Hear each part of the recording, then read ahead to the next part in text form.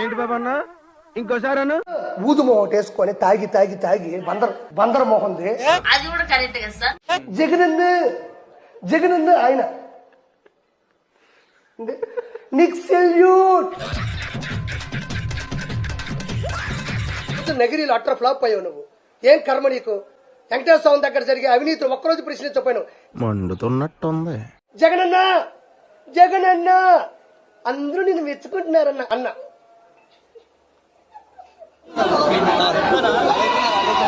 నాకు ఒక గన్ ఇస్తారా?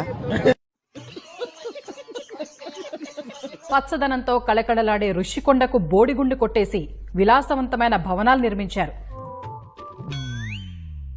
మయసభను తలపించేలా పెద్ద పెద్ద గదులు, హాల్స్, ఫర్నిచర్ తో భవంతుల్ని నింపేశారు. తొలుత పర్యాటక భవనాలని